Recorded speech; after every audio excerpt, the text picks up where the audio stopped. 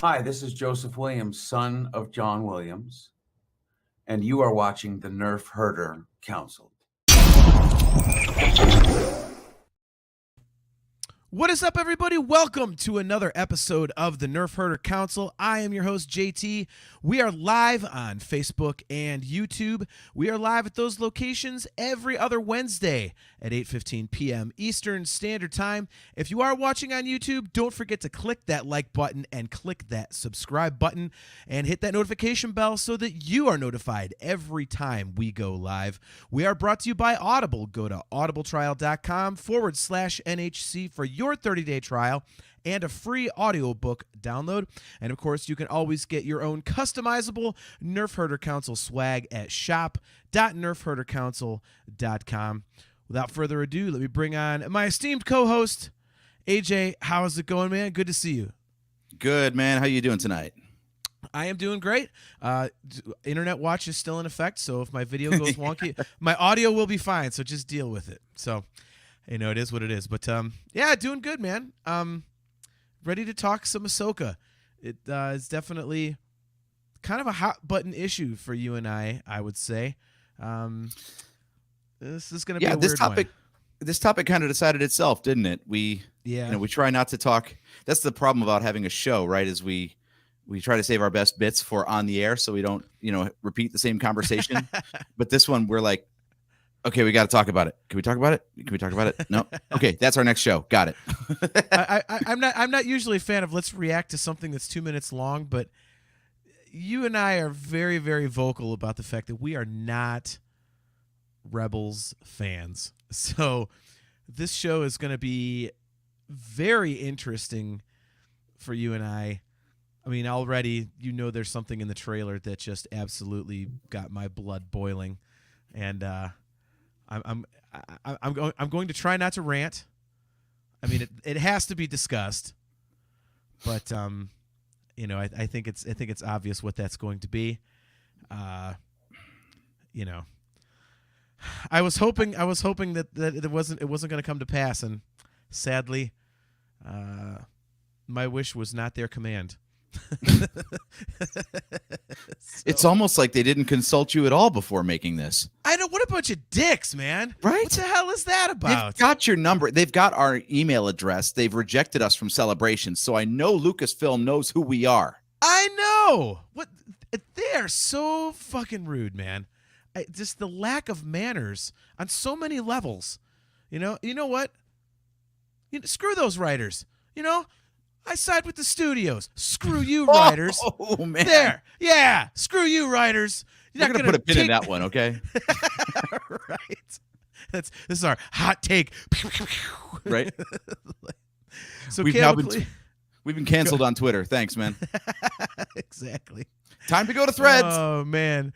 Kale McLeish says, final live stream to catch before I turn 25. Let's go. Kale, good to see you as always, man, and happy early birthday. So hopefully it's going to be a good one. Kale also says, I haven't seen the trailer, but I think I know what's in there.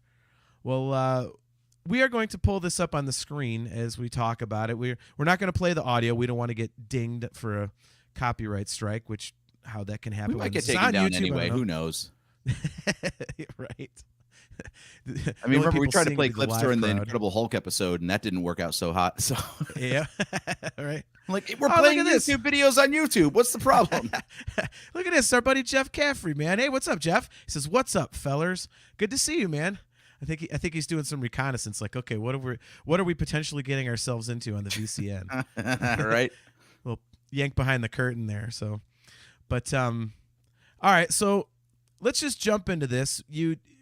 You've got this on pause here, and so we'll play this and kind of Jeff with the inspector emoji. Nice.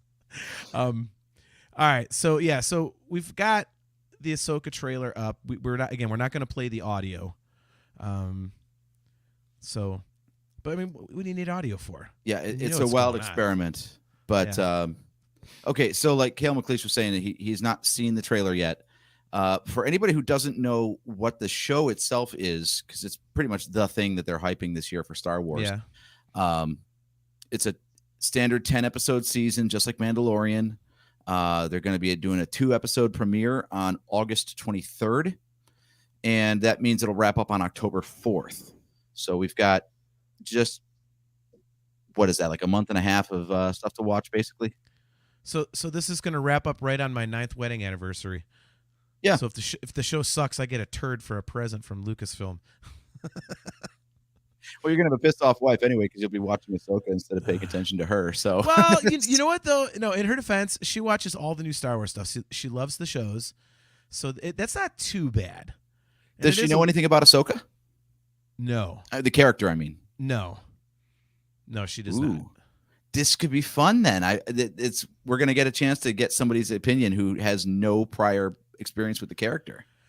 That would be very interesting. Again, you and I are biased because, we're gonna try and rewatch Rebels and kind of give our thoughts, having gone through it a second time, before the show comes out. But man, full disclosure for those of you guys who are not regular viewers of the show, AJ and I are, everybody we've seen is just all about Rebels being this great thing, and I'm like, okay, where?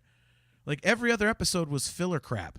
And I just, we've talked about that on the show, and I'm just like, what is the point of this? And it has my 2 least favorite ideas in all of Star Wars, one of which shows up in this effing trailer. So, and maybe both. We don't know. Dude, I literally, so full disclosure, the first time I watched the trailer was on my phone. So it was like, screen yay big. So when I got home, I put it on the television, big 75-inch, I watch it. I saw it immediately. Exactly what I didn't want to see. I was just like, son of a bitch. There we go. For all the world to see. Oh, boy. Yeah. Okay, so if this becomes annoying, just let us know in the chat. I'm just going to let this thing run on loop as we talk about this. Hopefully. So, loop. Yeah, I figured it out. You get this thing called Google that has all the answers. So that's why you're the tech guy. Right. I Googled how to loop something on YouTube, and it gave me the answer. It was incredible. No, phone. I'm not talking to you right now. Thank you. Nice. All right. Well, here we go. So, yeah, we got a couple of interesting things to talk about throughout this entire deal. That is clearly a callback to the Rogue One hallway scene with Vader, right? It kind of looks like it a little bit. At this part right here, where he stabs, like he runs the guy through with the lightsaber. We are no Jedi. Like, that's cool. Dude, and it's kind of sad too, because, that guy, I forget the actor's name, Ray something, I think, but he passed away recently. So if this thing blows up, he doesn't even get to reap the rewards of like being a recurring character and going to Celebration and all that stuff. It's kind of sad. Yeah, and then they've got another Carrie Fisher situation too, where if this gets a second season, I don't know if it's intended to or not. Then what? Like, unless his character dies this season, then they've got a plot hole to patch. Yeah. So sorry, I was trying to figure out some tasteful way to say that. It's so dark. You're like, yeah, a human being died, but what about his character? Yeah. We've got real problems. So let's talk real quick when this pops up with this astromech right here about what our cousin sent us. Where when that astromech, I don't know if we missed it or what, but I don't. No, it's not in there yet. Okay, yeah. So when the astromech comes on, it's actually a callback to the original right here. So that's the original R2, the original Kenner R2, because it's got like the triangles and stuff, which is really cool. So our cousin found that for us somewhere. So thanks goes out to our cousin Chris, who tunes in sometimes. So, so Kale wants to know with my wife. So when Ahsoka pops up in Mando, she's just the Headhorns Jedi woman. I explained who she was, so at least she's aware of who Ahsoka is, but doesn't know that behind the scenes or anything like that. So yeah. That is actually this astromech is a callback to the very first Kenner R2 unit, which for some reason didn't look like R2 at all. So AJ's going to bring up a picture of this here, I believe. Is that what you're doing? That is what I'm doing. All right. So here's the original Kenner, and you could see those 2 little triangle things to the right of his the hell's that the eye part called or whatever? I don't know, sensor bubble. It's us. Fuck Eyeball. It's the eye know. part. It's the eye part. Yeah. It's us. We are highly like uneducated. We are very technically proficient, obviously. Yeah. So, all right. So pull the trailer back up. We'll keep going. But yeah, so that's a really cool callback that our cousin sent us an article about. So that's pretty interesting. So yeah, there's the obvious homage. Now it's a future. This is like a sequel trilogy era astromech. Yep. So what's old is truly new. Well played. All right. So we got Sabine flying around. Then she gets her hair cut, whatever, here in a minute. Yeah, so we'll get to this later, but there's your Ezra shot, so Ezra's going to be in this thing. Mm-hmm. I don't know how I feel about this mural, because I get that's exactly how it looked in Rebels, but I don't know how I feel about a cartoon coming in, and I don't know. That just seems weird to me. It looks the same, and I can't think of a better way for them to do it than to use the exact one from the cartoon. But so it just feels weird. But then it's again, a weird disconnect. Yeah, but I think it would be worse if they tried to make it more realistic. You know what I mean? So I think that's the way to handle it. I would say. Well, this is the problem: is you've got animated, like, and a cartoony mural works in an animated show, and now we've got live action, but still with a cartoony mural. Yeah. So they're kind of blending. Like on one hand, they're like, it's not quite the same. Like we've recast the actors and the voices, for example, but here's the exact imagery from the cartoon at the same time. So are we meant to believe this is all part and parcel, like one and the same, or is it supposed to be like, well, that was a cartoon, that was an interpretation, and here's our live action interpretation? Like the weird bleed over between the two is kind of disconcerting. Yeah, I tried to think, okay, what if they tried to update it and make it look similar but more like a live action type of look? How that, and I just think that would just look a little too wonky, I think. Yeah, almost like a trying too hard moment. So I'm kind of glad they kept it this way. So all right, so yeah, so I mean, they're, cartoons still exist in real life, so yeah, she could just draw cartoony stuff. That could be her style. That's that's the perfect explanation. She drew it. It looks cartoony, so we'll just chalk it up to that. So yeah. All right, so we've got the mural, and there's the Oh, sorry. Let's just go back a little bit. You know what, man? There you go. Oh, There's your friend. Oh my God! Why I'm gonna do this? Friggin' Purgles, man! Why? Why? Why? Oh my God, those things suck. Oh, I hate them so much. Oh, it's the dumbest idea in Star Wars. An animal doesn't go through hyperspace. It just doesn't. We've been told you have to type in coordinates and all this crap, but somehow a whale can get through space just fine?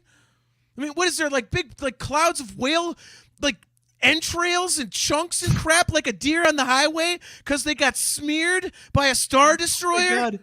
I hadn't thought of that. Oh my God. Okay, so in the first book of the High Republic, this big disaster that the villains, the Nihil, very clever, by the way, nihilists, and they call them the Nihil. Right.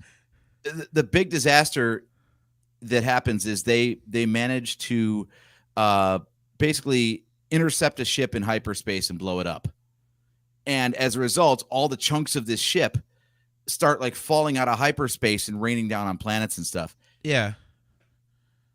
So if a Purgle takes a shit in hyperspace, you know where I'm going with this. Yes, we did. We did posit that theory on a prior episode.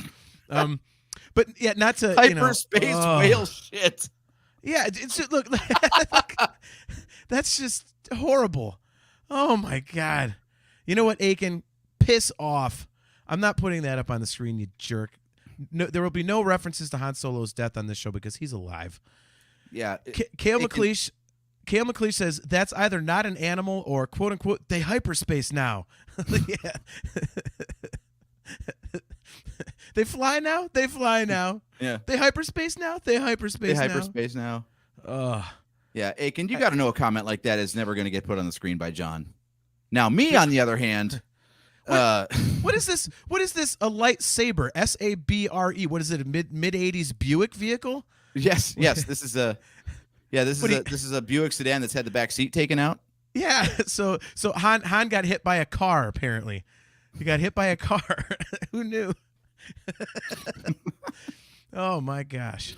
Wow. Okay, so back to these effing space whales. Let's keep going in this trailer here. So there's our Purgles, which are the bane of my existence.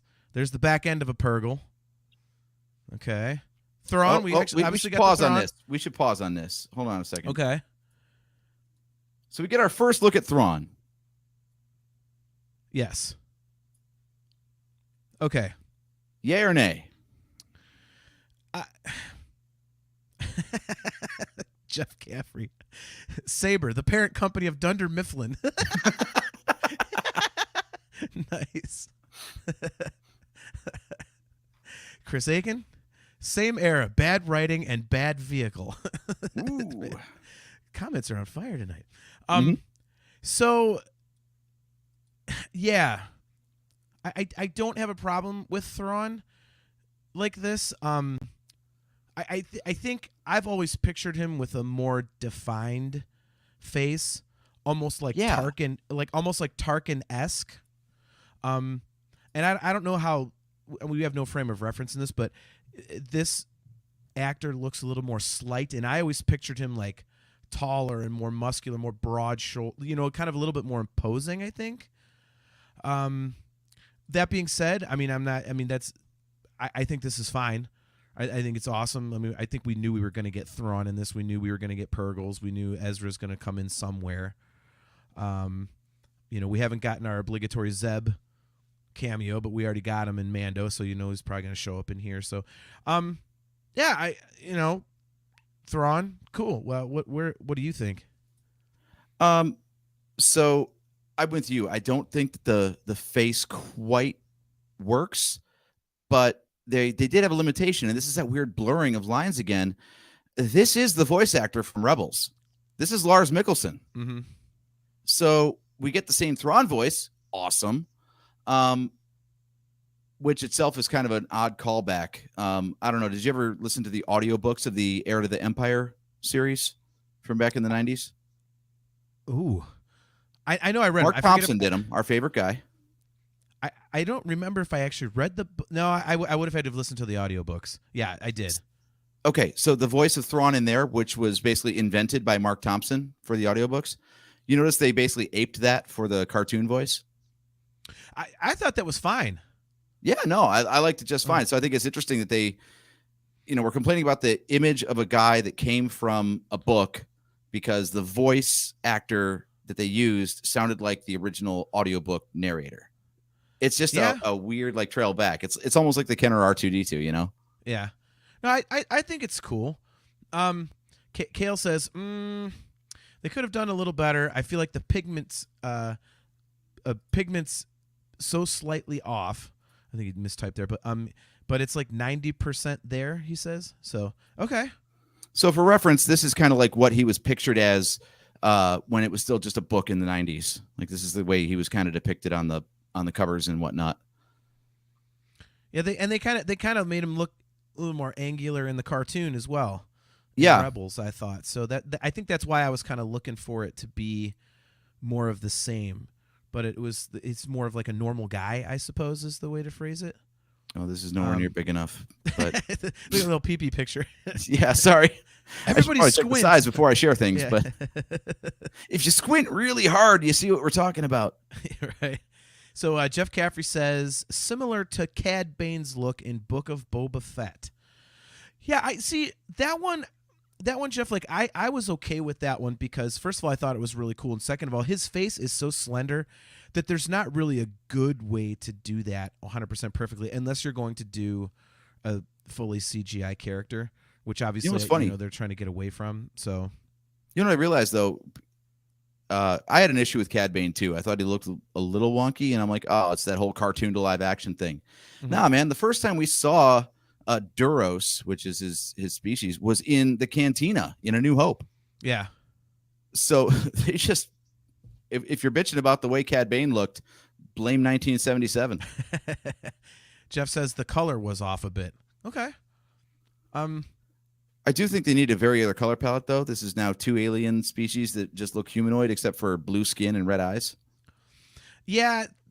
Why don't we start there after we finish out this trailer? Because you and I both had a similar thought on that. So let's finish out the trailer, and then let's do that first. Because we both had something to say about several characters in this that we wanted to hit. So yeah. Okay, so yeah, I want to know like who this like blonde woman with the short hair is. I've got a list of character names we could talk about because okay. I don't remember. I know them now because Lego has released details on some sets that they're going to include. Mm-hmm. So that's where most of my information comes from. Okay, so yeah, a lot of this looks pretty cool. It looks pretty standard fare for like Mandoverse kind of stuff. There's still Inquisitors floating around. That's interesting. Yeah, the spinning lightsaber, the helicopter lightsaber. Mm-hmm. All right. So yeah, I mean, overall, it's gonna loop. Yeah, I did it right. Okay. Anyway, Aiken has a comment for you in the. We don't have to. It's a very tech comment, but yeah. So anyway, yeah. So cool trailer. A lot of stuff that we want to see. A lot of cool action. That I mean, it's gonna. Again, I think we've mentioned this before. That so far they haven't done us wrong. It's the shows have all been great, at least for me. I mean, people can say what they want about Book of Boba Fett. I loved it. I thought it was great. So, I'll give them the benefit of the doubt. I mean, as we said at the outset of the show, we're a little worried about this because of the fact that it is live action Rebels and we're not fans of that show. But, I will give them the benefit of the doubt. And maybe this will help us, get more into Rebels potentially. But a few things that we noticed, and I think you and I had two major, I don't know if it's complaints or anything, but we talked about this a little bit. Like, Hera and Ahsoka and Thrawn, some of the costume design is getting to be a little bit too close to what looks more like cosplay. And yeah, I don't know why that is. It's not a major complaint. Like I say, it's just, like Hera just kind of looks like somebody put blue contacts in and did the green paint thing. Like, I just wonder if there's a way to like kind of like digitally add to the live action character to make it a little less. I used the perfect word earlier, humanoid. Yeah, it's weird. Like it used to be like animation was a stylized interpretation. So like when live action characters show up in animation and their looks are a little bit different, you're like, okay, it's stylized. I get it. Now it's kind of going the other way where you take an animated character and rather than dialing it back to quote realistic standards, it's like just a 1-for-1 recreation. And I think that's all I can think of. Cause like, I don't have a problem with the way any new character looks in this. And I think it's because I have no frame of reference. But when I see Hera show up, I'm like, she looks just like the cartoon, which in my mind says she's a cartoon instead of this is a real person that was once pictured in animated form. Yeah. And Ahsoka's always kind of been like that for me too. Like Rosario Dawson has the facial features that looks like the cartoon style pretty well, especially Clone Wars style. Rebels changed their art style a little bit. But then the voice comes in and you're like, but that's not Ashley Eckstein. Yeah. And you mentioned it earlier, that they're with Thrawn, they got the voice actor to play the character in this show, which kind of pisses me off. And, maybe this is just the Homer in me speaking, but then why couldn't they do that with Ashley Eckstein? I wonder if maybe she's one of those people that's more believable as a voice actress than as a, live actress type of thing. Maybe that was maybe they tried it and it wasn't hitting right for them. I don't know. But It if could they be. could do it with Lars Mikkelsen, why couldn't they do it with Ashley Eckstein? Yeah, I think one of my other issues with Rosario Dawson being cast is that it was a fan casting. I hate fan casting because I don't like this idea that we are the ones steering the storytelling. Like, oh, they want to see it, so we'll make that. Like, no. You're the storyteller. It's up to us whether or not we like the story. I can understand why you would feel that way, but I think they're still kind of in like damage control mode. I think it's coming up to be football season though, right? And this whole thing where everybody wants an armchair quarterback and armchair GM. Like, if we were worth a crap at that stuff, we'd be doing that as a job. Like, the worst thing you could do is start listening to the fans too much. That's an excellent analogy. I just think that, again, they might be in damage control mode after the sequel trilogy still. And so there goes the video. Awesome. But yeah, I think they might still be a little gun shy about fan backlash. And so what they're doing is they're kind of going with properties they know the fans will respond positively to, as opposed to taking chances and whatnot. And I mean, if you notice, they've gotten several shows under their belt before they go into stuff like The Acolyte and the shows that we don't know anything about. Mm-hmm. So it's almost like they're building up fan cred before taking chances, I think. I will say this is where I like the announcement where they said that they are doing quote Mandoverse movie with Dave Filoni, right? Yeah. So even before this has come out or Skeleton Crew has come out, they already are saying we're making a movie from this stuff anyway. So these TV shows are happening whether you like them or not. Yeah. I don't know how they could possibly course correct at this point and be like, nah, we're going to put out the movie, but not the TV shows, or vice versa. I mean, it's all of a piece now. Everybody knows that there's a plan, and if they deviate from the plan, then it's obvious that they're chasing a paycheck. Yeah. No, I agree. Bigger question for me with that Filoni verse or whatever the Mandoverse movie is, how this thing is getting so big. How are they going to make just one movie? It's kind of hopefully they don't. It's just too popular. Mm-hmm. It's kind of like when they said they're bringing Ray back to do a movie with Ray. It's like, well, okay, you absolutely cannot just do one movie. I mean, that's got to be episode 10, 11, and 12. It has to be, I wonder how connected this stuff is, though, too, because it looks like a lot of the stuff in this trailer, it kind of taps back into ancient things. And how ancient? Maybe they are kind of what's the word? Hinting at, I forgot the word, but anyway, maybe they're hinting at certain things that are going to be in that Dawn of the Jedi movie. They're going back to that era of they're at least referencing that time frame a little bit in this. It looks like they're, what is that ancient temple looking thing? It's got all like the swirly deals going around, and it looks almost like that thing that Grogu was in a trance on. It does. It does. And I don't think that's unintentional. I think that's absolutely on purpose. So it'd be cool if like we're seeing some stuff now that's going to be referenced back, at the Dawn of the Jedi in that movie. So it is all connected. Well, couple comments and then a question here. So Jeff Caffrey says they're throwing shit at the wall and seeing what sticks. And he corrected his word to stuff. You can swear on our show, Jeff. We do that here. It's not, we're low class. So yeah. Yeah, I mean, I firmly believe that. That's they're kind of seeing what the hell happens. Kale says it can't be episode 10 to 12, the Rey movies I mentioned, because she's not a real Skywalker. Oh boy, here we go. You're just trying to derail us, aren't you, Kale? It won't work.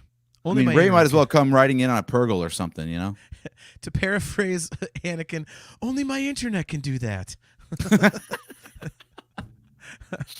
Speaking of, okay, so we were going to talk about the characters a little bit. Well, no, wait, we have a question. As long as we're on this topic, so hold that thought. We do have one question, because this kind of Aiken's asking basically what I was kind of hinting at. He says, how much do you think these decisions are in part due to Disney and Disney Plus hemorrhaging money? That's exactly what I was talking about, Chris. Oh, yeah. I really believe that's what it is, because Ahsoka is such a fan all these things that they're doing are such fan favorite characters that people are going to spend money on this, and it's going to make them back some of that money that they've been losing. So they basically kind of have to do that. This has been a question with streaming services for me since they began. Like Netflix, their only business was distributing content. They didn't make anything at the beginning. They just had other people's stuff. As soon as like Disney and Paramount and CBS and HBO and all these other streamers got in on the game, I'm like, okay, so you make like $10, $15 a month off of 4 to 5 people, let's say, with login sharing and family plans and all that sort of stuff. How does that justify the cost of all of the shows that you're making to put on the platform? Like a movie costs $250 million, but it makes like $500 million or more, hopefully, right? A season of television here, Andor did cost $250 million for that first season. Do you think they got $250 million in new subscribers by putting out that show? Obviously they didn't. But I think they've also figured out a way to cut costs, because, oh my God, fuck you, Wi-Fi.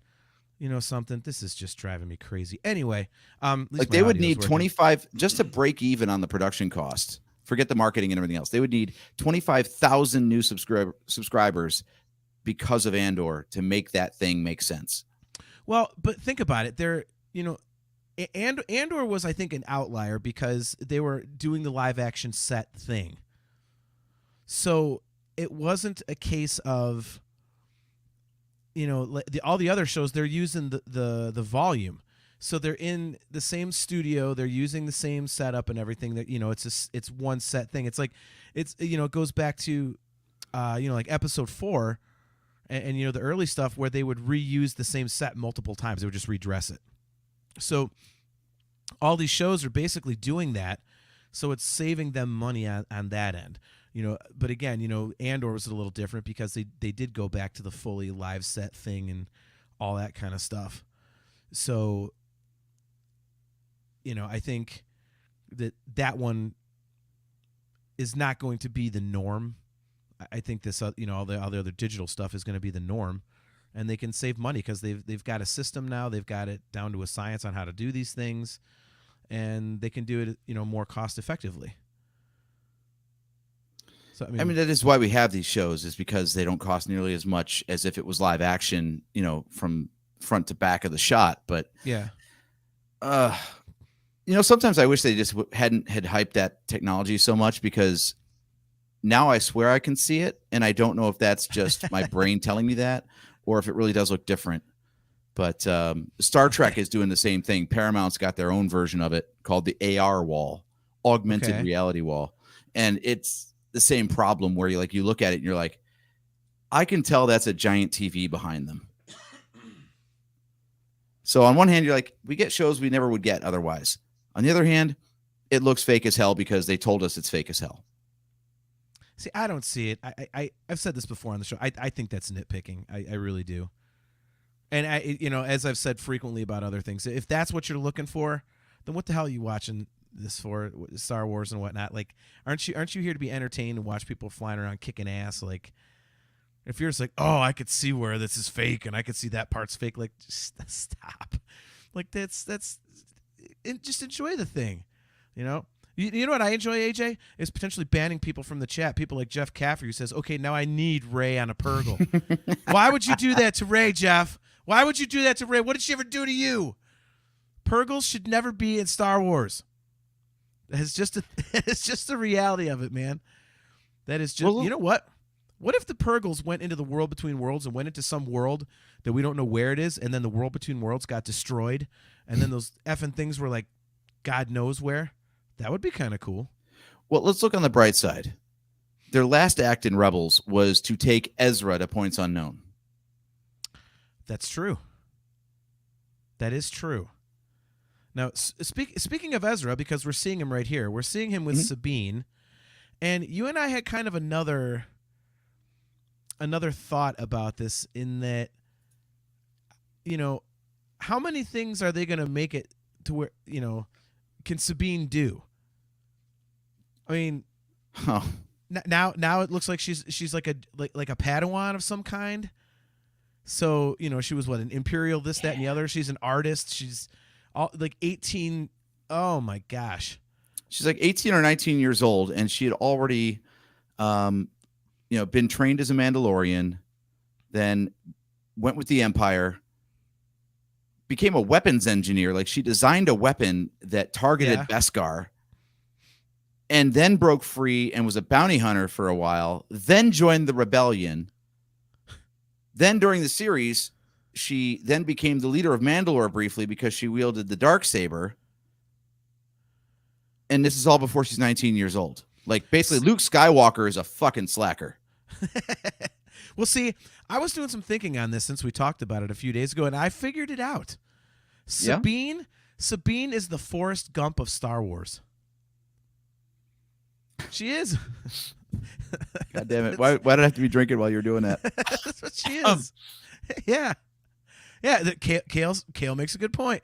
Says also, apparently she can just pass over the Darksaber because she doesn't want the responsibility, but apparently Din can't do the same thing. Yeah, that's a very, very good point. It's a very good point. Jeff Caffrey says she's complicated. Yes, she's complicated. It really feels like Forrest Gump to me. Like, at every turn, like she's this new thing, It's and I was the leader of Mandalore. I was fighting with the Darksaber. Whatever that was, like the worst Forrest Gump impersonation ever. So just. But I handed it over to Bo-Katan, and that's all I got to say about that. Right. I'm so glad you could do it better because that was terrible. That was god awful, man. What is that? Is he from like Jamaica or something? What the hell? I spared Gar Saxon's life, and that's all I got to say about that. I just felt like flying. Yeah. Oh my God. See, we'll save that for a Rebels rewatch. But if you look at like how quickly she picks up her skills, it's like, Jesus Christ. Well, that's the only thing I won't nitpick, because people can nitpick that about Rey, can nitpick that about Luke. So it's like we've seen that before. And that's actually, Mandalorian stuff must be super easy to wield, because as soon as Din Djarin got his what do they call them?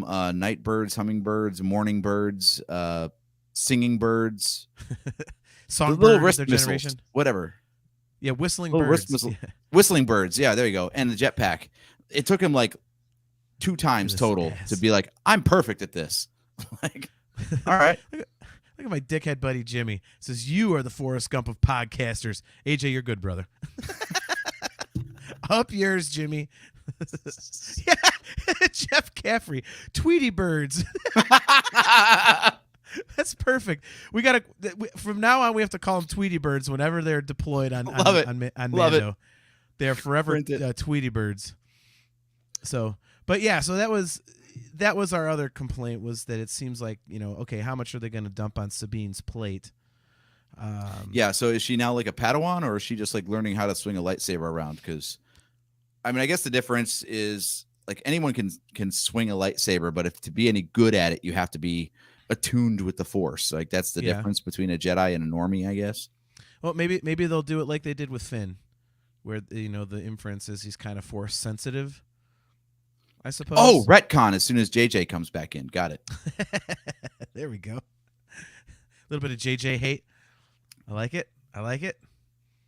So, yeah. So, so Sabine is a bit of an issue, but we're gonna have to deal with it, I guess. Yeah. I didn't really have any other big complaints about this. It's, I'm just interested to see what happens with all the Rebel stuff, and if it translates better in live action than it did in the cartoon. Okay. Well, I've seen a couple theories online about some characters and stuff, so let me run this past you and see what you think. One of the theories is that Morgan Elsbeth, she was in episode 6 of season 2 of Mandalorian, I think, when Ahsoka turned up. Okay. There's a theory that she might be a Night Sister. What do you think about that? Because there's a shot supposedly in the trailer here. I'll scrub through and try to find it. Where she's looking at a map or something, and there's like a green flame underneath it, which is like Night Sister magic. Yeah. I think that would be cool. I think that's something they could do really interestingly in live action. So I'd be okay with that. I always thought that was like a cool concept.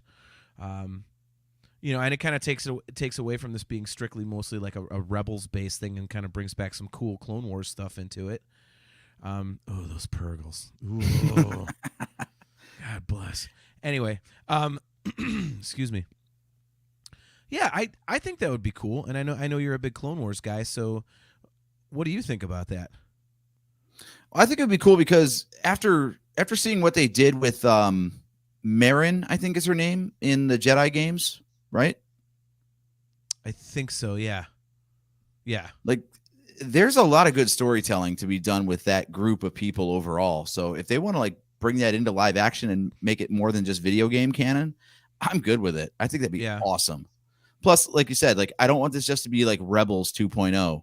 So if they want to bring something from the Clone Wars back and expand upon that, at least it's not just Rebels based, right? Yeah.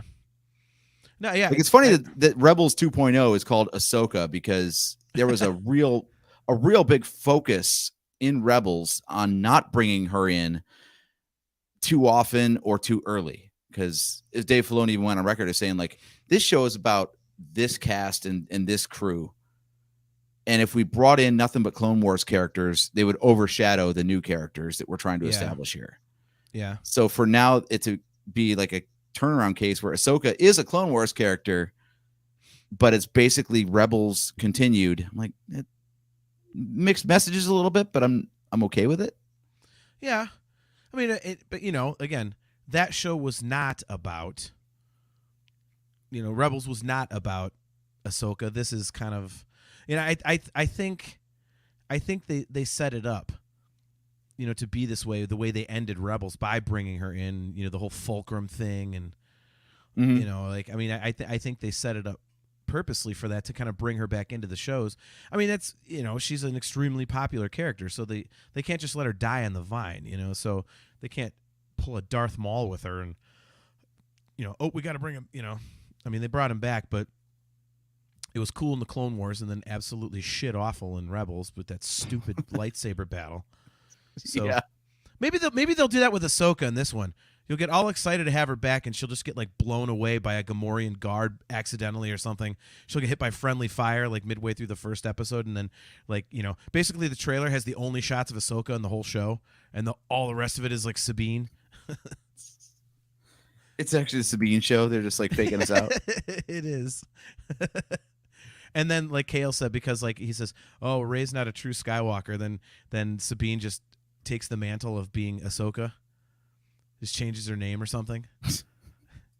Something completely ridiculous. What's your name? Sabine. What's your last name?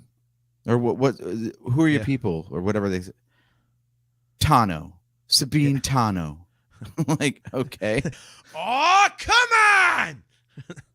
That'd be perfect. Oh, it's our buddy Discuss Metal Joe. What's up, man? He says, Sabine, I'm in. Okay. Oh, he's got a hard on for Sabine. That's right. Okay. Well, you do you.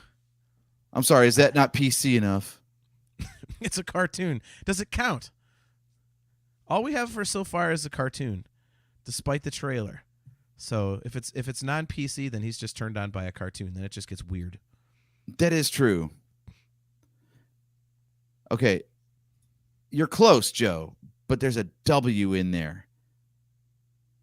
So Discuss Metal Joe, for the audience that's listening rather than watching, says her surname is Ren, not Kylo Ren. Kylo Ren is R-E-N. They just, I don't know, one writer's room didn't listen to the other or something. Yeah. There's no relation there. They just sound identical, unfortunately. I kind of like that, though. I kind of like that they screwed up that hard. Like, did nobody check with the other people when they were inventing names? Like, quick, add a W. Wait, They we could got do two it characters named Jones? Yeah, but that one's got an H in it. Exactly. Or they could have just done it like Family Guy. Like, I'm Sabine Wren. It's like Kylo Sabine Ren and Sabine Wren? Wren. Yeah. There's a whoa. You didn't hear the whoa? So bad.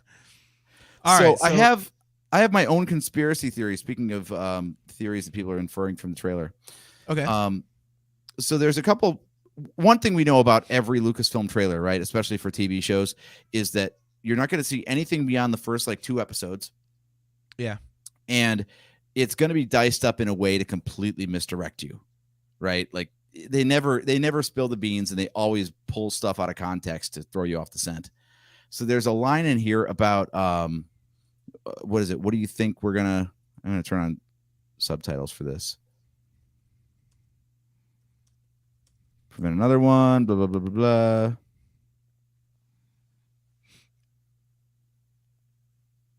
We'll let it play and I'll find it. But there's a line about like, what do you think we're going to find when we find Thrawn? And I don't know, Balin, I think is the guy's name, the character's name. He says power like you've never imagined or something like that. It seems like a slap at it. Like, I don't think that's an actual conversation that happened back and forth. I think it was one person delivers the question, and then another episode he says that line, you know, which leads me to this other thing of, okay, so we've got this scene right as I don't present the damn thing. Way to go. Yeah, right. Oops. Jeff Caffrey, Grand Admiral Flan. This is why we need a producer, damn it. I know. So yeah, anyway, as I put the trailer back in now. Anyway, Ooh, now we have subtitles. So there's a scene with the mural that we already talked about, right? Mm-hmm. And that is basically a 1-to-1 recreation of the end scene in Rebels, right? Mm-hmm. So that mural was shown at the end of Rebels when there's a prologue or epilogue rather, and it shows Ahsoka showing up to talk to Sabine, clearly like years after the events of Rebels happens. Mm-hmm. And they talk about going to look for Ezra, and that's where that series ends off. So in this show, when they recreate that scene, Ahsoka's in her gray getup, right? Like we've seen it in every other show so far. However, if you look at this instead, and this is me going tinfoil hat here, this is Ahsoka at the end of Rebels. She's in white. And Dave Filoni has gone on record as saying that Ahsoka is a Gandalf-like character. Yeah. Like Gandalf the Grey died, so Gandalf the White could come forth, right? Okay. So I wonder if what we're seeing with all this Ahsoka in gray, maybe that's a flashback. Ooh. Or at least whenever this Rebels scene takes place, it's after the events of this show. Because the whole point of the epilogue scene was for them to go find Ezra. And yet in this trailer, they talk about finding Thrawn. So I don't think what we're seeing at the end of Rebels is the same as the inciting incident or whatever, the reason that this series takes place. That's my theory, at least.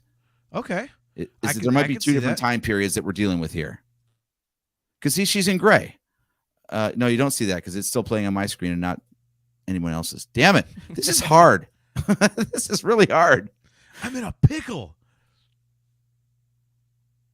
All right, so we're back on this. Let me rewind it a little bit here. Yeah, so here's the scene. She's in gray. So it's not either they're doing a little bit of fudging there, like they did at the beginning of Bad Batch, where they re-depicted a scene that was already played out in comics and did it a little differently with Order 66, or it's not the same scene. Or it was supposed to be gray in that picture you showed from the end of Rebels. Maybe they're saying, oh, it was gray. It wasn't white. See, there's more gray. Also possible, yeah. But I do notice, for example, that there was that line that Ahsoka just said there where it said nice haircut. So it looked like it was still like the epilogue scene, but she's commenting on the new haircut. Yeah. And the short hair was what Sabine had in the show. The long hair is some new look that they came up with for the Ahsoka series. So who knows where these things slot in? Yeah, I mean, as we've talked about on previous episodes, you can't take any of this as like, you know, again, I wouldn't be surprised if we see Thrawn in like the first 5 minutes of the damn show. Yeah. You know what I mean? Like it's what they do. They don't show us anything. Now I want to ask you about this because you already ranted on the Purgles. Okay. What if this Please is the world between worlds? Or it's a way to access the world between worlds? I'll hate it. I hate those two ideas so effing much, dude. If I got to get both of them in one show, it's just going to piss me off. Ugh. Yeah, Discuss Metal Joe. He says, I'm with you, AJ. The timeline is all over the place. Flashbacks and remember that time we all around. And by the way, Joe, no. He then says, how mad will you be when all this ends with Thrawn, Vader, Maul, Obi-Wan, Ahsoka, and Ezra having a world between worlds cage match? No, just no. Absolutely not. That is the ultimate of like the creators just having all their action figures in the sandbox and be like, you fight now. Well, dude, that's kind of like one of my main complaints about the world between worlds, because that brings it into the, you know, that brings that possibility into reality, and I hate that. Damn it! Now it's real. Well, yeah. I mean, dude, we talked about this years ago when Rebels was on about how much we hated this idea because it introduces time travel, basically, and we were afraid they were going to use it to just erase stuff and undo things, and it's just so lazy. And so yeah, if this is the world between worlds, I'm going to be pissed. And now that I'm looking at it, you could be right. Even though that was all just black and white, this is dark colors, you know, and it's got the lines and stuff. So, oh my God. Yeah, if anything, this looks to me like why'd you do that? Why did you do that? I wouldn't worry about it too much. To me, at least to me, this looks like whatever Grogu was sitting on that planet when he was communing with the Force. So I think if anything, it might be an in reality connection point to it, but it's not actually the world between worlds. Well, Kale agrees. He says the lines and circles actually look like the world between worlds. That's my voice tonight. Yeah. That's a great pause right there. Is that me with my internet frozen? But yeah, those lines and everything behind Ahsoka right there, that totally looks like, I don't know, holographic or spiritual or something. You just absolutely popped my balloon for this show. I never even thought about it, and yeah, now. Welcome to the Nerf Herder Council, a Marvel exclusive podcast. Yeah, basically. Oh no. Oh, I don't know. There's a lot of this that I feel like we got to see it like in context before we can really know how bad it is. But man, why does Mandalorian seem so cool? And then we see a bunch of cartoon characters come to life, and we're like, I don't know. Well, I mean, it is as simple as the fact that we didn't like that show. And if that is the world between worlds, basically I have to sit through the two shittiest ideas in Star Wars yet the fuck again. I mean, there is some new stuff to look forward to, though. I mean, whoever these two are wielding the orange lightsabers, we've never seen orange lightsabers before, and we don't know what the hell they are. They're not Sith. They're not Jedi. But the one guy says he knew Anakin, and he's got a line in here. He says Anakin spoke highly of you. So the older dude, Balin or whatever his name is, was alive during the Clone Wars, at least. Maybe a Jedi, maybe not. Yeah, so there's that shot right there. Yeah. Where it looked like it was a real place with like hologram stuff or magic rising up out of the ground. I can't get the damn World Between Worlds out of my head now. God damn it. Kale makes a good point, though. Kale, thank you for trying to talk me off the ledge. He says, actually, you know what else? It looks like the screen where I upgrade Cal's powers in Fallen Order. Yeah, that's true. That does look like the video game screen.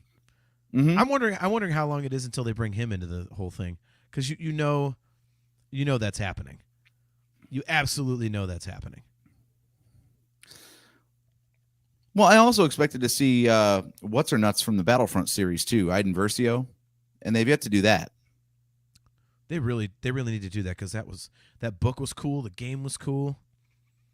Okay, Discuss Metal Joe says Yaddle carried an orange saber in the comics, right? I don't know. We don't pay attention to Yaddle, and we don't pay attention to comics, Joe. You got the wrong YouTube channel for someone that nerdy. Come on now. Yaddle was handling a green saber. Hey-o! Hey! Until she was squished by a giant door. And that is true. If you've never watched the Tales of the Jedi on Disney Plus, if you want to know what happened to Yaddle, it's in there. They killed Yaddle in Tales of the Jedi? Yes, they did. She actually discovered Dooku and Sidious plotting in the industrial complex on Coruscant. You know what I'm picturing in my head? It's just them, like her walking around a corner, peeking around the door, and they kind of catch her, and the Emperor just kind of looks over and is like, little flick of his finger, and the door comes on, just smashes her head, and they just keep talking like nothing happened. It's like it's kind of like that, actually. It's like the lamest master death ever. She's in like a Jabba's palace door-sized opening, like, "Ha, Dooku, I found you. You're conspiring with the enemy." And then they're like, "Yeah, but you're in a giant door, so." She looks up. Oh shit. Yeah, right. Actually, it'd be shit. Oh, yeah. I thought that was too obvious. By the way, I just noticed that. Do you think tinfoil hat again? Okay. Is that Anthony Daniels? I want it to be Anthony Daniels. Boy, it's so hard to call him Anthony, isn't it? Right? I know it's right, but after so many years of calling him Anthony. That'd be great, though. That'd be great. Oh, it would be awesome. I just look at these morons. Kale's talking about Cal Kestis. He says they have the perfect live action actor for him too. Total fan cast, but I think Cameron Monaghan from Gotham could pull it off. I see, Kale. I'm going to disagree with you on that. I think a better casting job would be that the ginger kid from Shameless.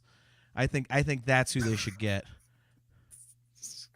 So, I don't watch that show, but at least I'm aware of it to make that joke. So there we go. Yeah. That's always the head scratcher on these castings, where they get like actual actors for video games or for voice actors, for example, and then they don't cast them as the faces of the characters they voiced.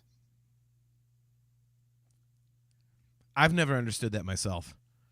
Like, okay, what is the point of that? Like, why'd you do it this way? Like, right? What? Like, it's so confusing. Well, all right. So, Discuss Metal Joe has a good idea about the World Between Worlds, I suppose. He says, Gauntlet Throne. Ahsoka is trying to stop, quote unquote, someone from altering history, including a fight at the entrance to the World Between Worlds. Okay. I could get on board with that. I could see that being a thing, because the whole reason she's even alive is because of the World Between Worlds. Yeah.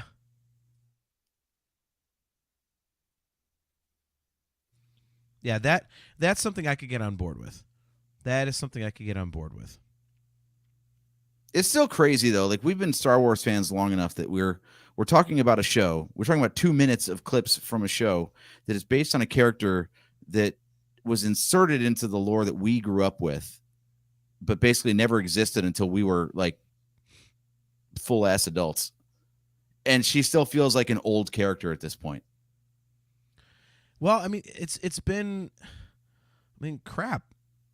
What's it? 15 years? 2008. Yeah, 15 years. I mean, that's kind of a long time. I mean, think about it. It was 16 years between episode 6 and episode 7, or excuse me, episode 1.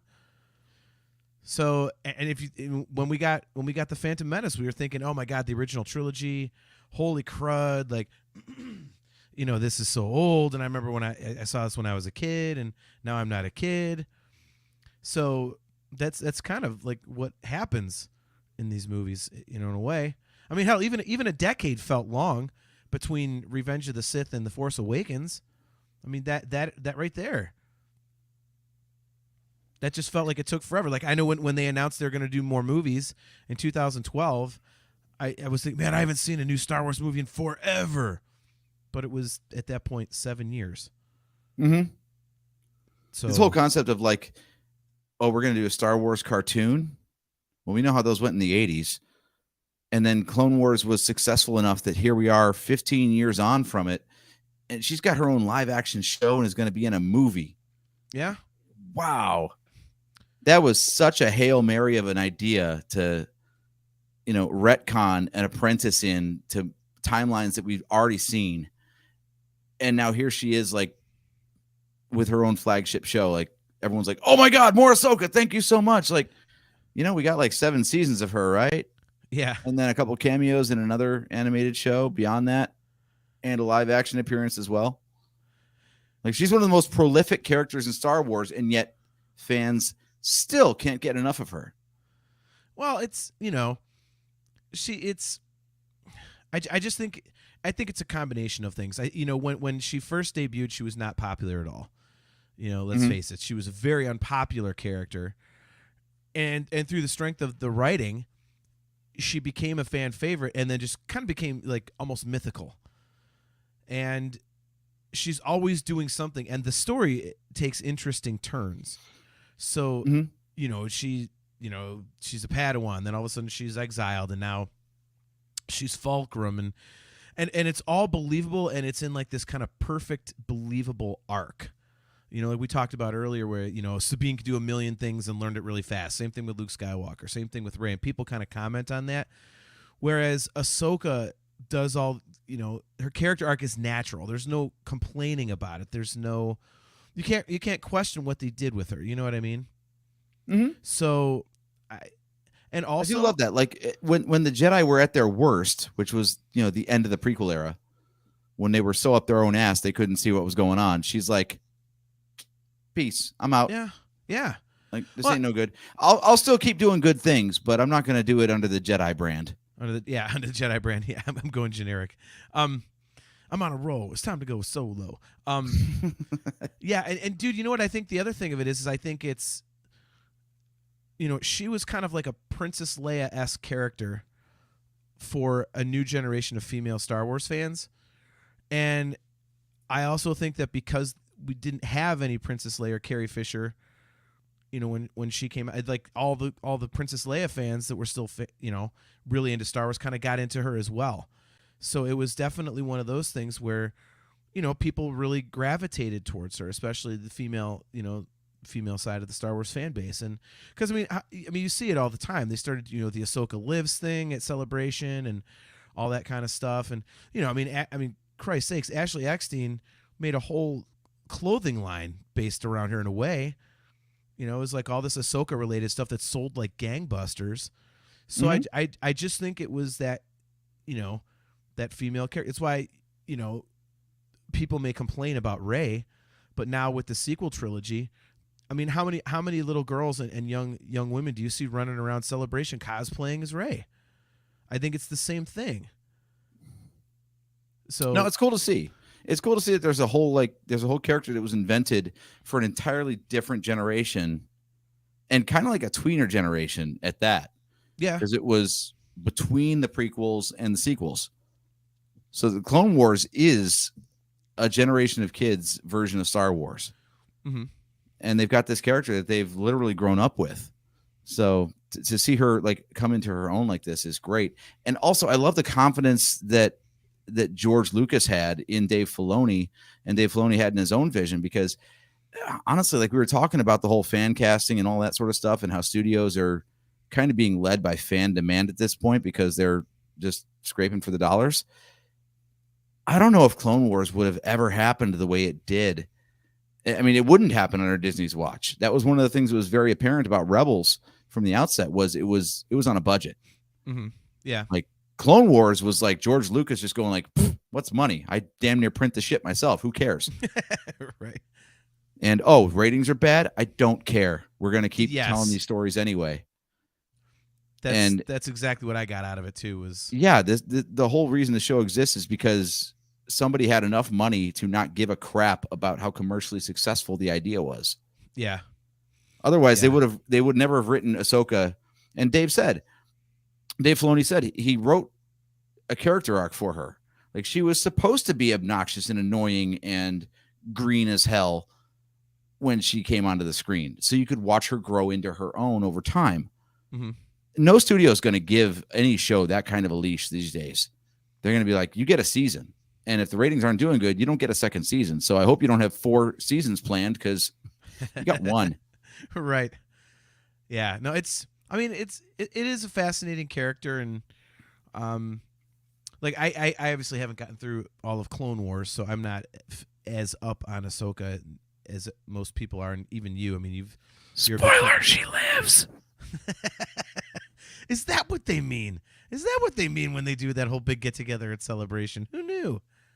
But yeah, I'm excited they're doing it.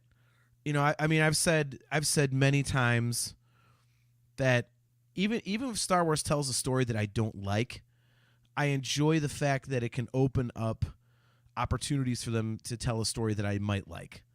So, you know, if this is live action Rebels, and I'm just, you know, hating the stupid World Between Worlds and Purgles and stuff, well, maybe there's going to be something else they introduce that all of a sudden is just going to be like my next new favorite thing, you know, based off of the show that is not my favorite thing. So I'm excited for it. And honestly, I like when they put stuff out like this for the fans, because, you know, I mean, I'll use Indiana Jones as an example.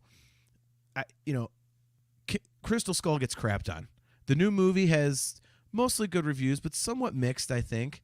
But it's awesome that it's out there, because it's enjoyable for me to have these stories, you know, with this character that I've spent 42 years with. And I like with the Ahsoka stuff that, you know, other people get that experience that I've had with Indiana Jones, where it's like you said, they grew up with Ahsoka.